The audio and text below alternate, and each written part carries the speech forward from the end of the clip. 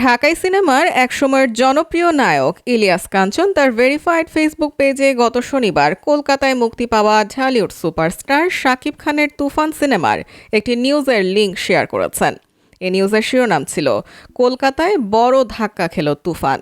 এই ঘটনায় শাকিব ভক্তদের মধ্যে মিশ্র প্রতিক্রিয়ার সৃষ্টি করেছে। ইলিয়াস কাঞ্চনের ফেসবুক পেজে শেয়ার হওয়া শাকিব খানের সিনেমা নিয়ে নেতিবাচক সংবাদ দৃষ্টিগোচর হয়েছে নায়কের প্রাক্তন স্ত্রী অপু বিশ্বাসের। বিষয়টি মোটেও ভালোভাবে নেননি তিনি। এ বিষয়ে প্রতিক্রিয়াও দেখিয়েছেন তিনি।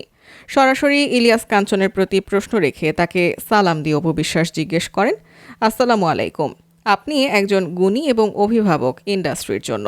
আপনার এই সংবাদটি শেয়ার দেয়া দেখে ভাবলাম, আসলে কি এটা আপনি?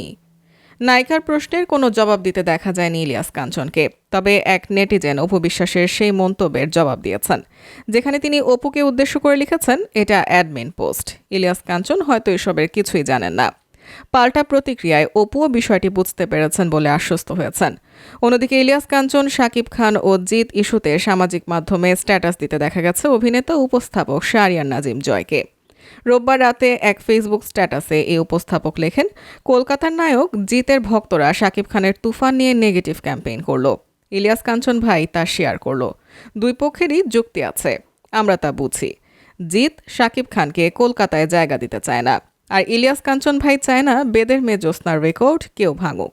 এ বিষয়গুলো মানুষের স্বাভাবিক প্রতিক্রিয়া, একটা সময় পর্যন্ত অন্তরে পুষে রাখে, বেশি গায়ে লাগলে পরে প্রকাশ করে ফেলে। তবে নেটিজেনরা মনে করছেন, ইলিয়াস কাঞ্চন নিজ থেকে শাকিবের সিনেমা নিয়ে কোনো নেতিবাচক প্রচারণা চালাননি। এই পেজ যারা নিয়ন্ত্রণ করছেন তারাই একটি নির্দিষ্ট সংবাদ মাধ্যমের সকল খবর প্রতি মুহূর্তে সেখানে শেয়ার করছেন।